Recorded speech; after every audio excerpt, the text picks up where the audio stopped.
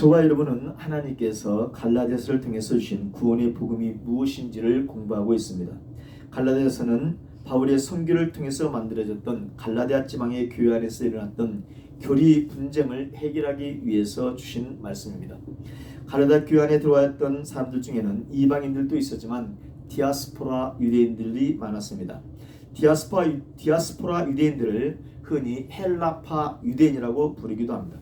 이들은 복음을 접하기 전에는 유대인들이었기 때문에 할례를 행했고 토라를 암송했고 토라의 말씀인 율법을 지키며 살아왔던 사람들입니다. 메시아이신 나사렛 예수님에 관한 복음을 접하고 그들은 교회 안에 들어온 사람들입니다.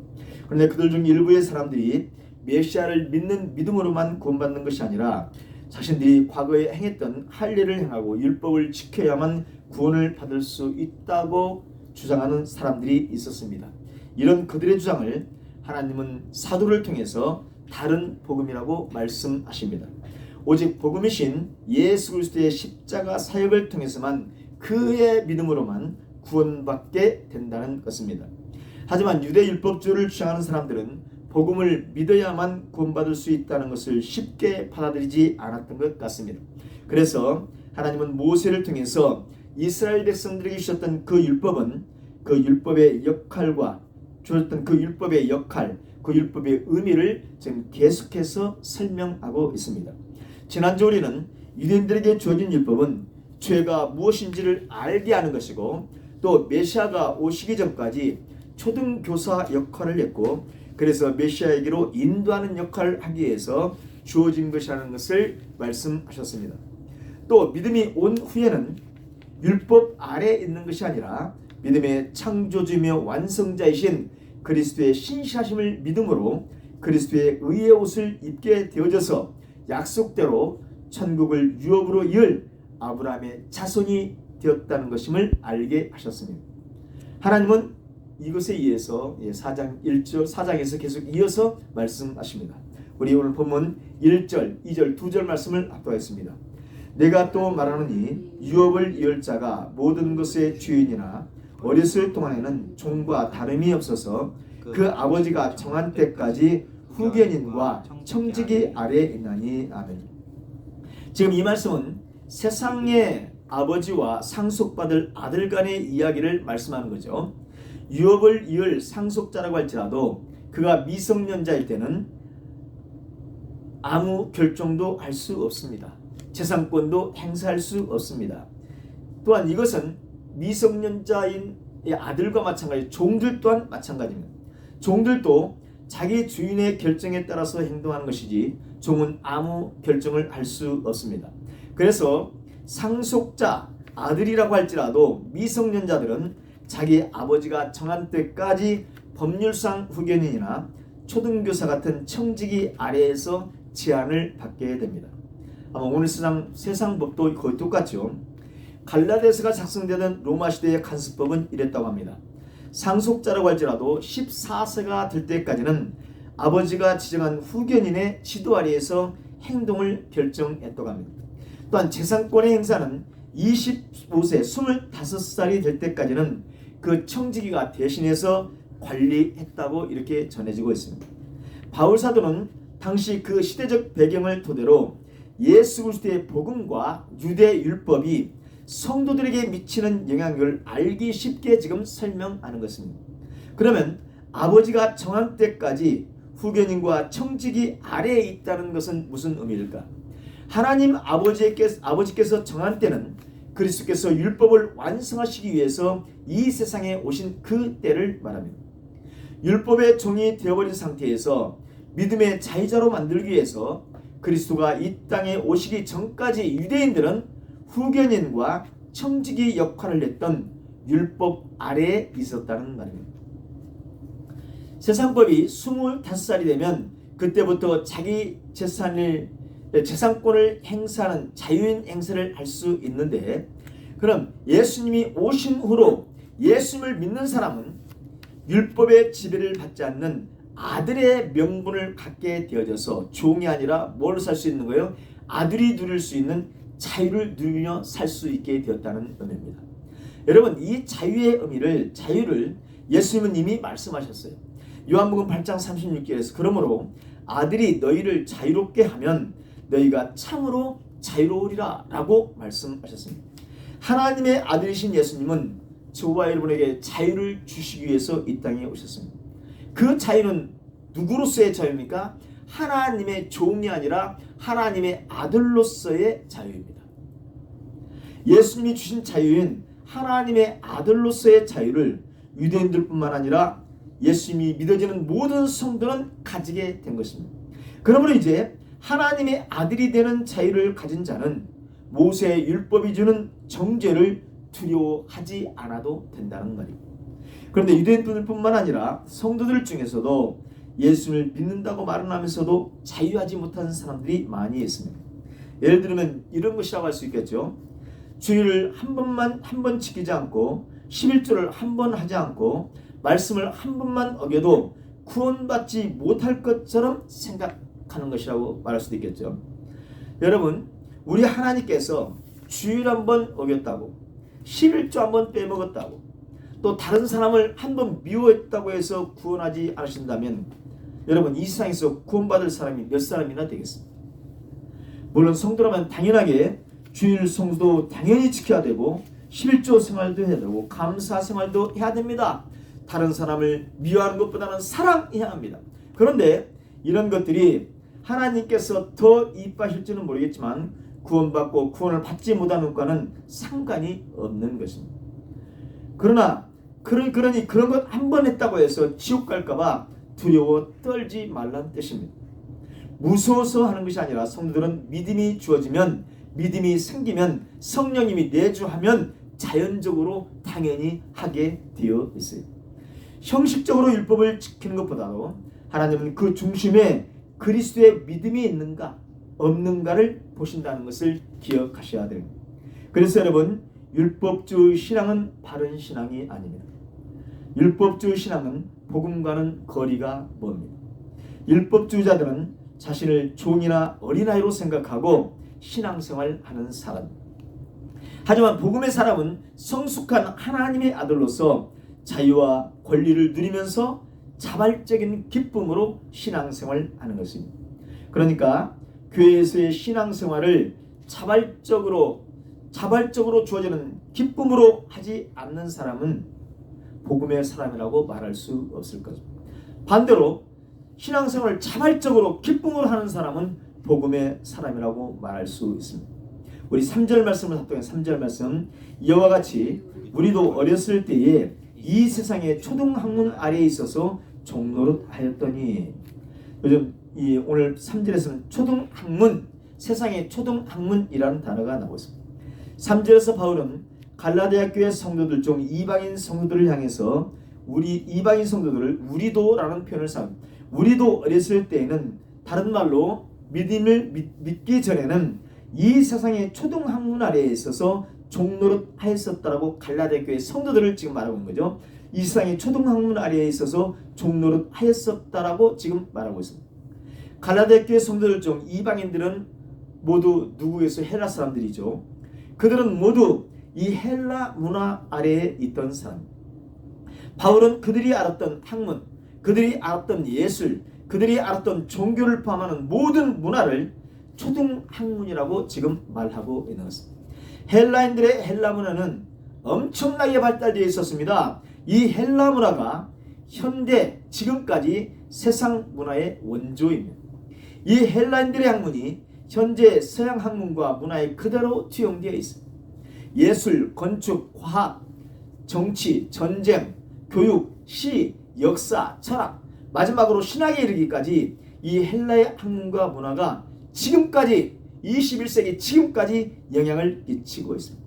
그런데 오늘 본문에서 초등학문이라고 번역된 말인 이 스토이케이아, 이 초등학문이란 말은 어떤 물질이 발생되는 첫 번째 사물, 다시 말하면 어떤 물질이 발생되는 첫째 원리라는 뜻이 이 스토이케이아, 초등학문이라는 뜻에 담겨져 있습니다. 그래서 이 헬라의 사람들은 만물을 구성하는 첫 번째 요소, 즉 오늘 초등학문이라고 번역된 스토이케이아가 불이라고 주장하는 사람도 있었고, 이 스토이케이아가 물이라고 주장하는 사람도 있었고, 어떤 사람은 공기라고 주장하는 사람도 있었고, 또는 흙이라고 주장하는 사람도 있었고, 이것을 철학사에서는 자연 철학이라고 이렇게 말합니다. 또 어떤 사람은 거기에 대해서 해와 달과 별, 즉 천체가 인간의 생명과 문명을 주관한다고 믿고서 스토이케야, 다른 말로 만물을 구성하는 첫 번째 요소가 천체이다라고 주장하는 사람들, 이것이 바로 뭐예요? 점성학이고 점성술이고, 이것이 천문학으로 발전된 것이죠. 여기에 대해서 사탄을 숭배하는 것에 지나지 않는 영지주의라는 것도 있었습니다. 영지주의까지 말씀을 하면 너무 방대질 것 같아서 그 부분은 다음에 기회를 봐서 말씀드리도록 하겠습니다.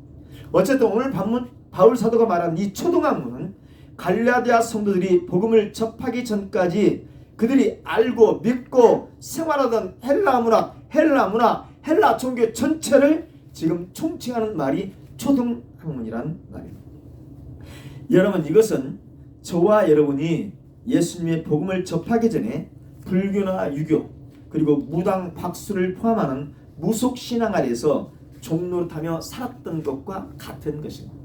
유대인들에게는 뭐가 초등학문이었어요? 할례와 모세율법이 초등학문이었습니다. 헬라인들에게는 헬라 철학과 헬라 문화와 영지주를 포함하는 헬라 종교가 초등학문이었습니다. 우리 같은 한국인들에게는 유교나 불교나 토속 무속 종교나 삼신할머니를 같은 그런 토속신앙이 초등학문이었습니다. 이 모든 초등학문은 사람들을 사탄의 종으로, 사탄의 노예 상태로 만들었습니다. 그리스도께서 이 세상에 오시기 전까지 유대인을 포함한 모든 사람들은 구원의 진리를 아는 원숙한 신앙을 가질 수 없었습니다. 일부 하나님께서 성령님을 보내주신 사람만 알 수 있었어요. 사람 스스로 하나님께 나아가려는 인간들의 어떤 노력도 그리스도 앞에서는 초보적인 수준의 접근 방식이었습니다. 세상의 모든 초등학문은 인간을 사탄의 종노릇하게 만드는 것이었어요. 쉬운 말로 냉수 떠놓고 새벽마다 목욕하고 재배한다고 해서 구원받을 수는 없었다, 이 말이에요.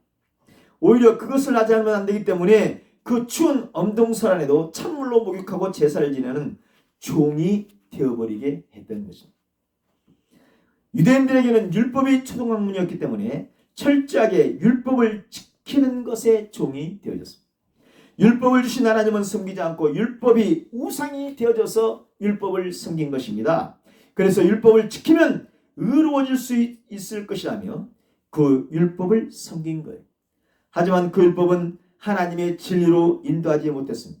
오히려 그 초등학문인 율법 때문에 진리신 예수님을 배척하는 죄를 지고 말았습니다. 율법의 종이 된 것입니다.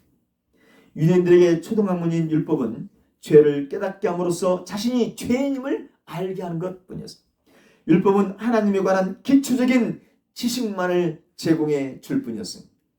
헬라인들에게 초등학문은 헬라 문화, 헬라 종교였습니다. 별을 숭배하고 각종 우상을 숭배했지만 그것은 단지 하나님을 짐작하기만 할 뿐이었지 구원에 이르게 하지는 못하고 사탄을 숭배하는 것이었습니다. 저와 여러분들도 마찬가지였죠. 우리들에게 최종적인 초등학문이었던 불교나 유교나 토속 종교나 무속 신앙들로 복을 빌었지만 그것들이 우리에게 복을 줄 수 없고 다른 말로 구원을 줄 수 없었습니다. 율법을 섬기는 것이나 별과 같은 자연을 숭배하고 우상을 만들어 숭배하는 것이나 또 우리들이 가지고 있던 토속 신앙, 토속 종교, 이 모든 것들은 하나님을 짐작하기만 할 뿐입니다. 그것은 하나님의 진리를 모방한 불완전한 모방 지식입니다. 그렇기 때문에 그런 것들로는 하나님께 이를 수 없습니다. 다른 말로 의에 이를 수 없고 다른 말로 구원을 받을 수 없습니다. 그렇다면 모든 인간이 하나님께 온전히 나아갈 수 있는 방법은 무엇입니까? 하나님을 만나고 하나님으로부터 의롭다 인정받는 온전한 길은 무엇입니까? 그 길은 인간이 만들 수 없고 찾아낼 수도 없습니다.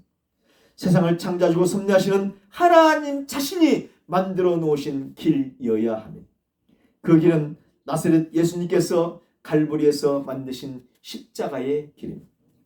모든 족속이 복을 받아 하나님께 의롭다고 인정받는 온전한 길은 예수 그리스도를 통하여 가는 길밖에 없습니다. 요한복음 14장 6절에서 주님은 말씀하셨습니다.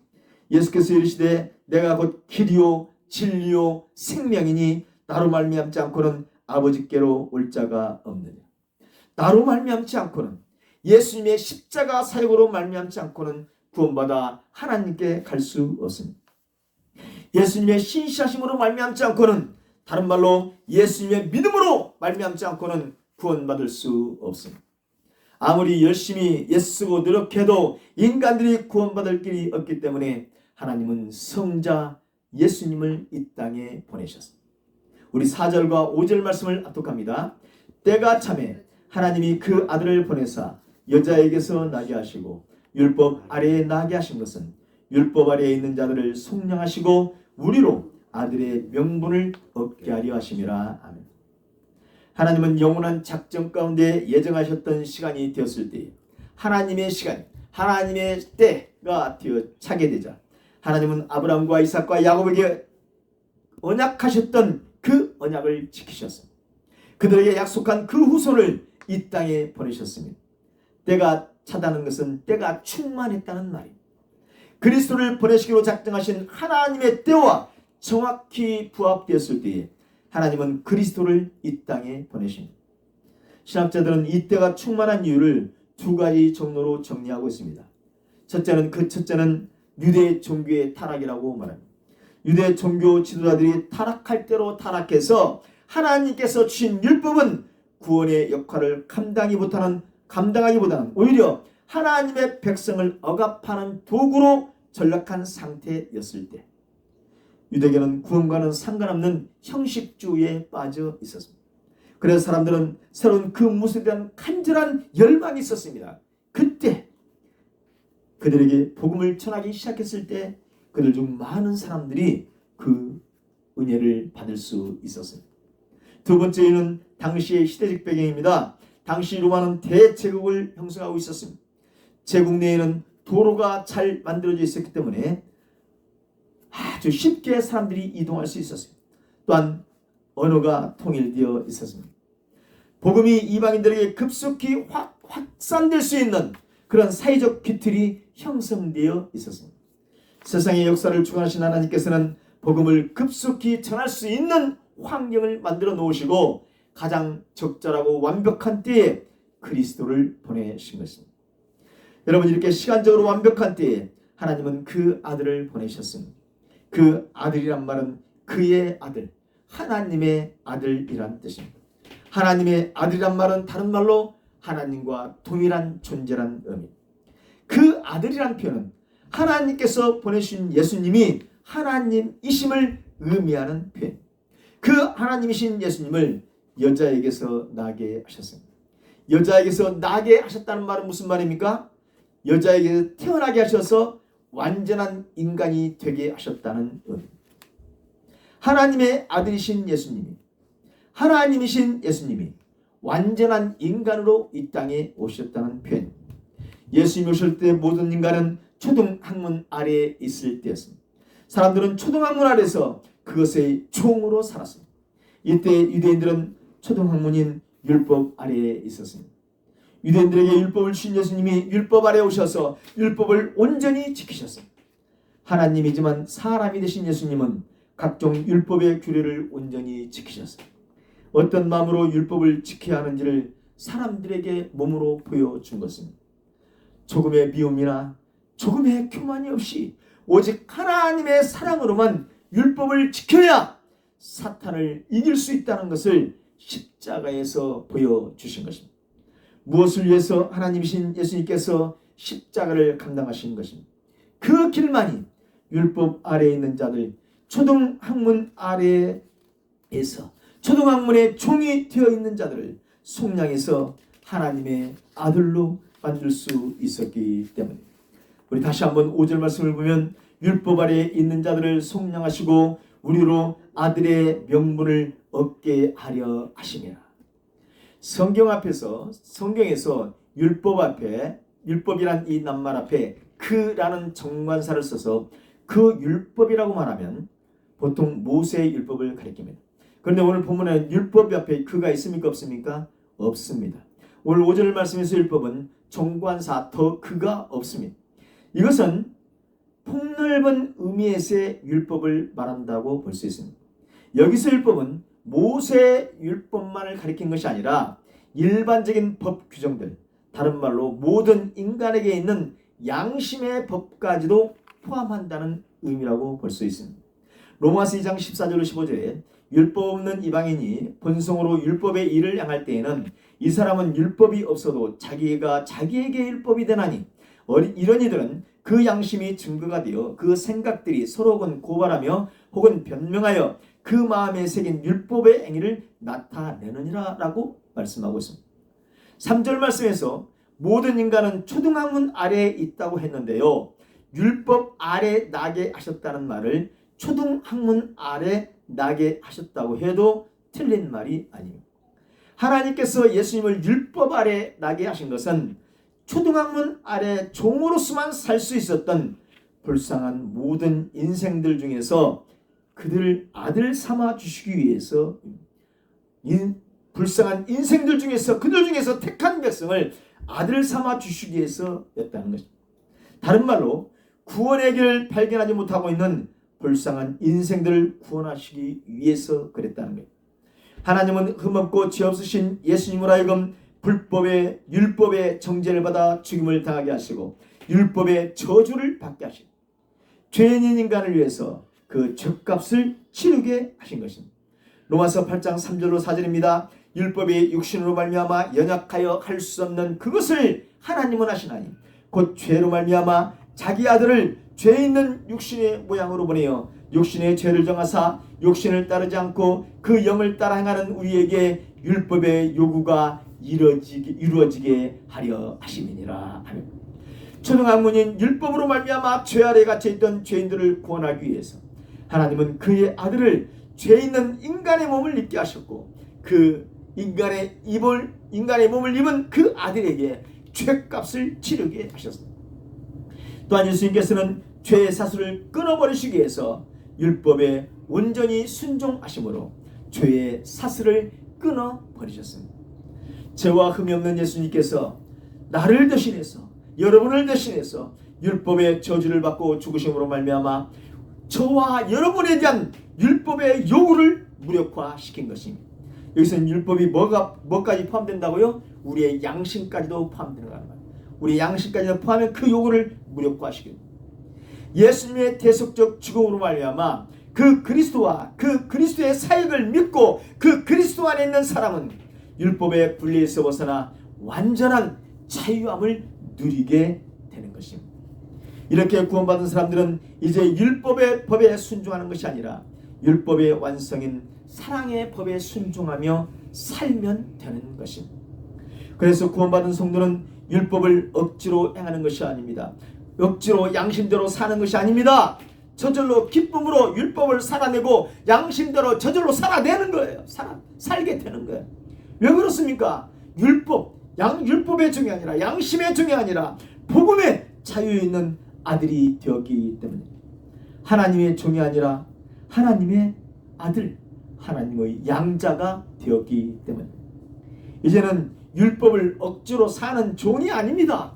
하나님의 아들, 하나님의 자녀가 되었기 때문에 기쁨으로 자발적으로 율법을 행하는 자유를 누리는 것입니다. 그러면 여러분, 예수님께서 율법의 요구인 죄의 대가를 치르신 후에는 어떻게 이 예수님의 대속사역이 우리에게 적용되게 되었습니까? 우리 6절 말씀을 합동 6절 너희가 아들임으로 하나님이 그 아들의 영을 우리 마음 가운데 보내사 아빠 아버지라 부르게 하셨느니라. 뭐가 오셨어요? 그 아들의 영이 우리의 마음에, 우리의 카르디아에 오셨어요.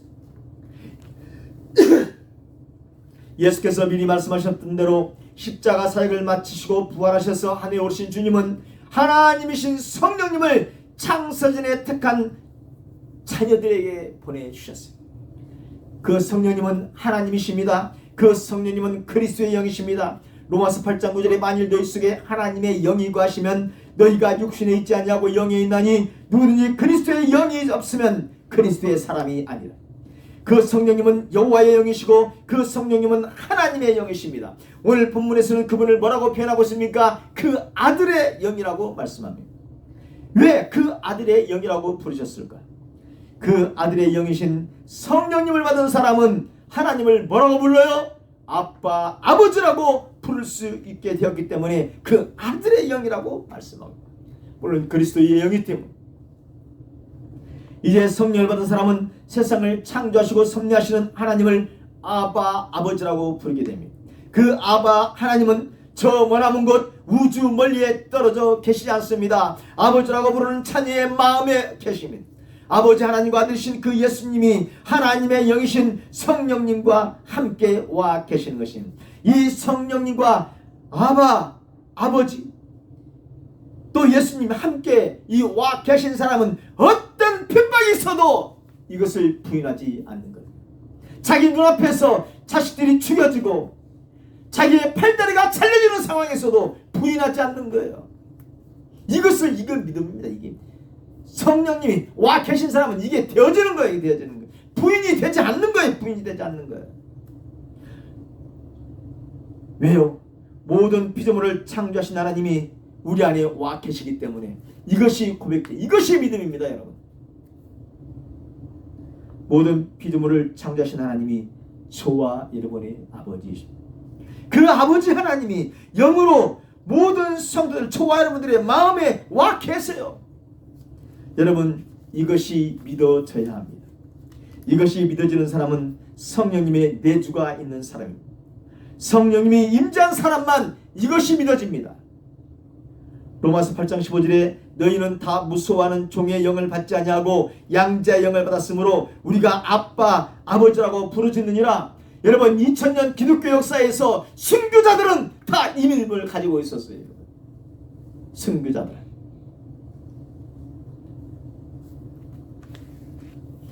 원래 저와 여러분들도 종의 영을 받아 죄의 종 노릇하는 종의 신분이었습니다. 그래서 다른 말로 멸망받을 마귀의 자녀였습니다. 그렇기 때문에 우리들 중 누구도 여호와 하나님을 내 스스로는 부를 수가 없었습니다. 그러나 아들의 영, 다른 말로 양자의 영이신 성령을 받아 거듭난 이후에는 종이 아니라 하나님의 아들이 된 겁니다. 멸망받을 마귀의 자녀가 아니라 여호와 하나님을, 창조주 하나님을 아버지라 부를 수 있게 된 것입니다. 성도 여러분, 저와 여러분이 하나님을 알고 하나님을 믿는다고 고백하고 아빠, 아버지라고 부를 수 있게 된 것은 우리들 안에 성령 하나님이 와 계시기 때문입니다. 이것이 하나님의 무조건적 은혜와 사랑을 받은 것입니다.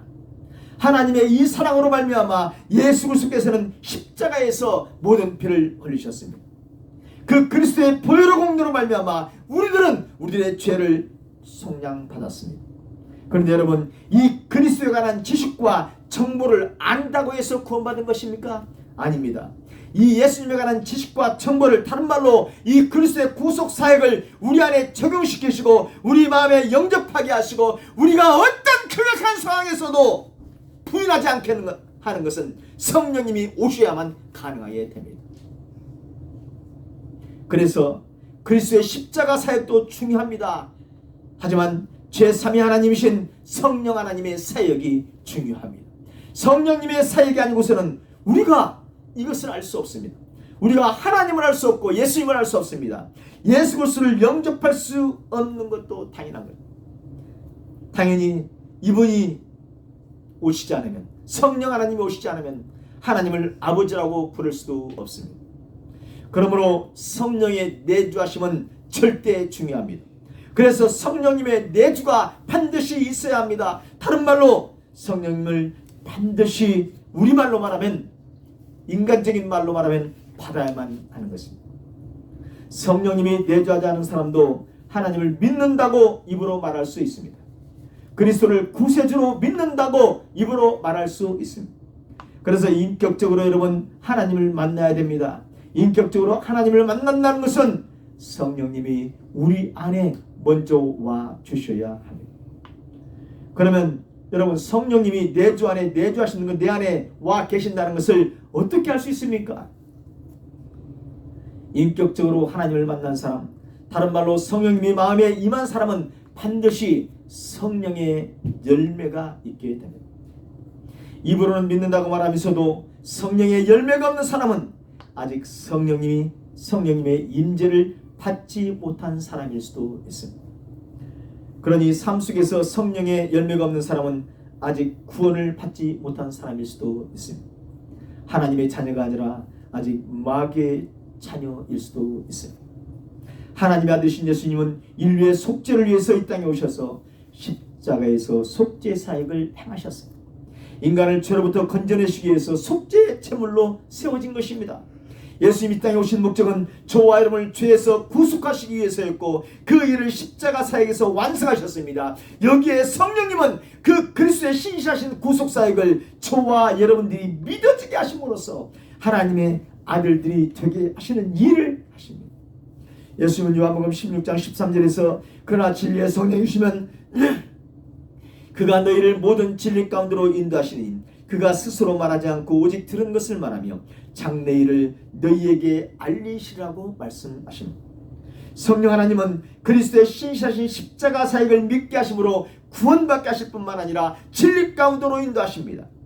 고린도후서 3장 17절에 주는 영이시니 주의 영이 계신 곳에는 자유가 있느니라.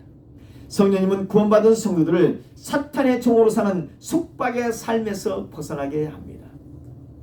이 자유가 있기 때문에 여러분 총구 앞에서도 주임을 부인하지 않게 되는 것입니다.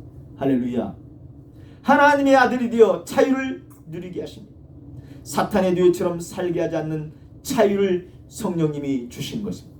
성령님은 하나님이 주시는 은혜를 누리며 말씀 안에서만 살게 하는, 말씀 안에서 살게 하는 자유를 주십니다. 에스겔서 36장 27절에 이미 이스라엘 백성들에게 이것을 말씀하셨습니다. 또 내 영을 너희 속에 두어 너희로 내 율례를 행하게 하리니 너희가 내 규례를 지켜 행할지니라. 자유를 누리게 하기 위해서 성령님은 구원받은 성도들이 말씀을 지켜 행하게 하십니다. 성령님은 성도들에게 말씀을 생각나게 하셔서 말씀을 지켜 행하게 하시는 일을 하십니다. 그래서 성령님이 임하시는 것은 하나님의 나라가 임한 것입니다. 성령님은 하나님의 아들들인 저와 여러분들이 의와 기쁨과 평강의 삶을 살게 하십니다. 그러므로 성령을 받아 그리스도가 믿어지고 하나님의 자녀가 된 사람은 반드시 성령의 열매인 사랑과 희락과 화평과 오래 참음과 자비와 양성과 충성과 온유와 절제의 삶을 살게 되는 것입니다. 우리 7절 말씀을 할끔 7절 그러므로 네가 이후로는 종이 아니오 아들이니 아들이면 하나님으로 말미암아 유업을 받을 자니라. 아멘. 성도 여러분, 저와 여러분은 사탄의 종이 아닙니다. 저와 여러분은 하나님의 아들입니다. 아멘. 오늘 본문인 갈라디아서에서 다른 복음인 유대 율법주를 주장하는 사람들은 아직 성령을 받지 못한 사람일 수도 있습니다. 그러므로 할례를 행하고 율법을 지켜야 구원받는다고 말했을 수도 있습니다. 오늘날 교회 안에서는 복음을 정확하게 이해하지 못한 채 신앙생활을 열심히 해야 구원받는다고 말하는 것은 다른 복음을 전하는 것일 수도 있습니다. 헌금을 많이 하고 기도를 많이 해야, 전도를 많이 해야, 신앙생활을 열심히 해야 구원받는 것이 아닙니다. 예수님의 십자가 사역을 통한 예수님의 신실하심을 믿음으로 말미암아 구원받은 사람은 당연히 신앙생활을 잘하게 되어지는 거예요. 하나님의 은혜와 사랑을 받은 것에 감사히 성금하고 하나님을 믿으니 기도를 할 수밖에 없습니다. 죽어서는 천국이 보장되어 있으니 견딜 수 없는 오늘의 고난이 있을지라도 소망을 가지고 기쁨으로 살아가는 것입니다. 저와 여러분이 이렇게 할 수 있는 것은 성령님이 우리 안에 오셔서 일하시고 있기 때문입니다.